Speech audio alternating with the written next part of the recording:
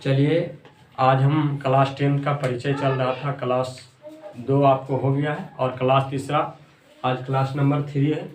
और आज हम उसके आगे कल के क्लास में हम आपको बता दिए थे, पूर्ण संख्या तक बता दिए थे। आज हम चर्चा करेंगे पूर्णांक संख्या, इंटीजर नंबर। पूर्णांक संख्या किसे कहते हैं? देखिए, पूर्णांक संख्या लिखे हैं कि जब प्राकृतिक संख्या को धनात्मक तथा ऋणात्मक के रूप में लिखते हैं तथा इसमें जब शून्य को मिला दिया जाता है तो इस प्रकार प्राप्त संख्या को पूर्णांक संख्या कहते हैं। पूर्णांक संख्या को आई या जेड के द्वारा सूचित किया जाता है। ठीक है, अब देखिए लिखें जब प्राकृतिक संख्या को धनात्मक तथा ऋणात्मक के रूप में लिखते हैं।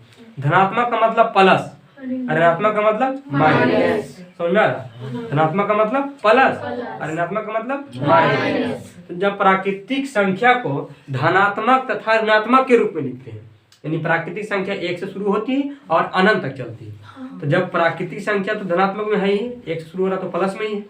जब उसको हम धनात्मक यानी प्लस और माइनस के रूप में लिखते हैं तथा इसमें जब शून्य को मिला दिया जाता है तो इस प्रकार प्राप्त संख्या को पूर्णांक संख्या कहते हैं। अब देखिए कैसे पूर्णांक संख्या को आई जेड के द्वारा सूचित किया जाता है। आई जेड बराबर, अब देखिए 1 2 3 4 5 6 7 8 इस अनंत तक क्या है? प्राकृतिक संख्या है। इसको जब हम प्लस के रूप में तथा माइनस के रूप में यानी धनात्मक के रूप में तथा ऋणात्मक के रूप में लिखते हैं तथा इसमें जब शून्य को मिला दिया था, शून्य को मिला दिया तो आप जो संख्या प्राप्त हुआ जो ये है, ये क्या हो गया? पूर्णांक संख्या। कोई दिक्कत? अगर आपसे पूछे कोई कि -4 क्या है? पूर्णांक संख्या है ना। और 3 क्या है? पूर्णांक संख्या भी है और प्राकृत संख्या भी है और पूर्ण संख्या भी है ना। अब अगला है नोट 1 है कि सभी पूर्णांक संख्या को परिमेय संख्या तथा वास्तविक संख्या कहते हैं। जितना भी पूर्णांक संख्या है उसको हम परिमेय संख्या तथा वास्तविक संख्या कहते हैं, लेकिन सभी परिमेय संख्या तथा वास्तविक संख्या को पूर्णांक संख्या नहीं कहते। कोई दिक्कत? अब देखिए सभी प्राकृत संख्या, अगला नोट 2, सभी प्राकृत संख्या तथा पूर्ण संख्या को पूर्णांक संख्या कहते हैं। सभी प्राकृतिक संख्या और पूर्ण संख्या को पूर्णांक संख्या कहेंगे, लेकिन सभी पूर्ण संख्या को प्राकृत संख्या तथा सभी पूर्णांक संख्या को प्राकृत संख्या तथा पूर्ण संख्या नहीं कहेंगे। समझ में आया? यहाँ तक कोई डाउट? अगर डाउट है आपको तो आप बोलिए, है ना। कोई दिक्कत? अब इसका अगला आपको बताएंगे। चलिए अगला स्टेप है आपका परिमेय संख्या, रेशनल नंबर। परिमेय संख्या का इंग्लिश होता है रेशनल नंबर। परिमेय संख्या किसे कहते हैं? देखिए ध्यान समझिए, ऐसी संख्या जिसे P/Q के रूप में लिखा जाता है। समझ में आ रहा? ऐसी संख्या जिसे P/Q के रूप में लिखा जाता है जहां Q = नॉट 0, माने Q जो है 0 के बराबर नहीं है तथा P और कोई पूर्णांक, पूर्णांक तो समझ रहा, पूर्णांक संख्या भी लिखा है इसके पहले। P और Q क्या है? कोई पूर्णांक, उसे परिमेय संख्या कहते हैं। परिमेय संख्या का हमेशा मानक रूप में होता, माने छोटा रूप में होता, जिसके अंश तथा हर में कोई उभयनिष्ठ गुणनखंड नहीं होता। माने अंश और हर में कोई भी गुणनखंड, उभयनिष्ठ गुणनखंड नहीं होगा। अभी समझा देंगे कैसे होगा। अर्थात सभाज्य संख्या होता। परिमेय संख्या को Q के द्वारा सूचित किया जाता। परिमेय संख्या किसके द्वारा सूचित किया जाता? Q के द्वारा। अब देखिए पहले समझिए परिमेय संख्या कैसे P/Q के रूप में होता। जैसे समझिए, जैसे रहा है आपका, कोई एग्जांपल के तौर पर हम बता रहे हैं, इसे रहा 3/5, ठीक है। ये P/Q के रूप में क्या है? P/Q के रूप में। यहाँ P क्या है? 3 है और Q क्या है? 5। समझ में आया? अगर रहा 2/4 तो देखिए यहाँ उभयनिष्ठ गुणन, यहाँ लिखा है ना क्या? उभयनिष्ठ गुणनखंड देखिए है, 2 से कट रहा, अब कटा 1/4। अब ये हुआ परिमेय संख्या। ऐसे इसको भी परिमेय संख्या बोलेंगे, लेकिन इसका छोटा रूप नहीं है ना। समझ में आया? अब देखिए जैसे 3/5 है, इसमें P हो गया 3 और Q हो गया 5। इसे रहा 4/3, इसमें P कौन हो गया? P हो गया 4 और Q हो गया 3। कोई दिक्कत? तो वही बोल रहा है कि Q कभी भी लिखा है Q = नॉट 0, माने Q जो है 0 के बराबर नहीं होगा, माने Q कभी 0 नहीं होगा। इसे कोई आपको बोला 5/0 ये परिमेय संख्या है? नहीं। क्यों नहीं परिमेय संख्या? क्योंकि Q किसके बराबर है? 0 बराबर। यहाँ क्या बोल रहा? Q 0 के बराबर नहीं रहना चाहिए। समझ में आ रहा? यानी Q = नॉट 0। समझ में आ रहा? कोई दिक्कत है? अगर Q 0 है तो परिमेय संख्या नहीं है। परिमेय संख्या होने के लिए Q बराबर 0 नहीं होना चाहिए। समझ में आ रहा? उसके बाद बोला कि तथा P और Q कोई पूर्णांक पूर्णांक संख्या अभी पढ़े, पूर्णांक मतलब पूर्णांक संख्या, समझ में आ रहा? तो पूर्णांक अभी क्या पढ़े? पूर्णांक प्लस में भी होता है और पूर्णांक माइनस में भी होता है। अभी पढ़ा है। पूर्णांक प्लस में भी होता है, पूर्णांक माइनस में भी, अभी जस्ट आपको लिखा है।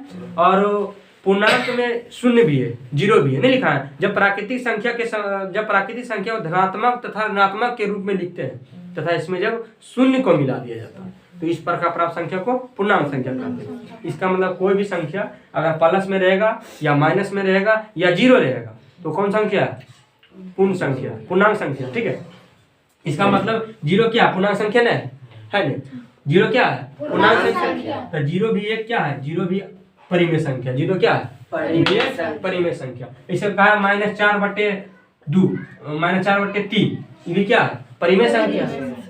-4 और बटे और -5, ये भी क्या है? परिमेय संख्या। 3/2, ये भी क्या है? परिमेय संख्या। या 2/5, ये भी क्या है? परिमेय संख्या। समझ में आ रहा? अब इसे बोल दिया आपका जीरो क्या है? परिमेय संख्या। एक क्या है? परिमेय संख्या। अब बोलिए कि हाँ सर यहाँ क्यू के में जैसे एक है, इसके नीचे कुछ नहीं क्या है? समझ में आ रहा? 5, ये भी परिमेय संख्या, क्यों? इसके नीचे कुछ नहीं क्या है? एक। समझ में आ रहा? कोई डाउट? आपसे पूछा कि बोलिए 5 परिमेय संख्या है तो हाँ है। 3/5 परिमेय संख्या है तो हाँ है। 6 परिमेय संख्या है हाँ हाँ। 7/-2 परिमेय संख्या है तो हाँ है। समझ में आया परिमेय संख्या? अगर आपसे बोला जाए कि पाई परिमेय संख्या है, पाई परिमेय संख्या नहीं है। पाई परिमेय संख्या नहीं। पाई का मान होता है 22/7। पाई का मान क्या होता है? 22/7 होता है। तो ये देखिए ये भी P/Q के रूप में है। P/Q के रूप में है कि नहीं? तो आप यहाँ सवाल उठता है कि सर जब P/Q के रूप में है ये परिमेय संख्या क्यों नहीं? अभी आपको हम बताएं कि P/Q के रूप में रहेगा तो परिमेय संख्या। तो पाई का मान कितना होता है? 22/7 पढ़े ना आप लोग? तो 22/7 ये तो PQ है ही है नहीं? तो ये परिमेय संख्या क्यों नहीं हो रहा? क्यों नहीं हो रहा? क्योंकि पाई का मान पॉइंट में होता 3.14 जो कि इसका सटीक मान नहीं है, इसलिए इसको अपरिमेय संख्या माना गया। पाई परिमेय संख्या नहीं है। आपसे कोई पूछा लिखेगा या ऑब्जेक्टिव क्वेश्चन में आ गया कि पाई एक परिमेय संख्या है, नहीं क्या है? पाई एक परिमेय संख्या नहीं है। पाई एक अपरिमेय संख्या। पाई क्या है? अपरिमेय संख्या। कोई दिक्कत है यहाँ तक?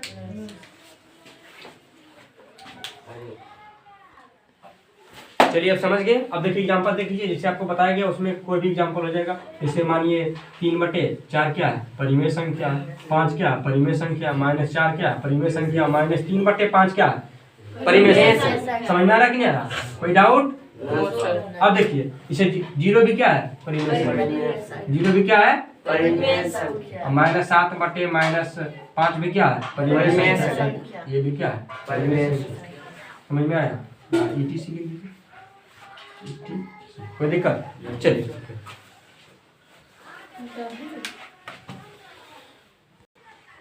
यहाँ पर देखिए 3/4 परिमेय संख्या। 5 क्या? परिमेय संख्या। -4 क्या? परिमेय संख्या। -3/5 क्या? परिमेय संख्या। जीरो भी क्या है? एक परिमेय संख्या। -7/-5 भी क्या? परिमेय संख्या।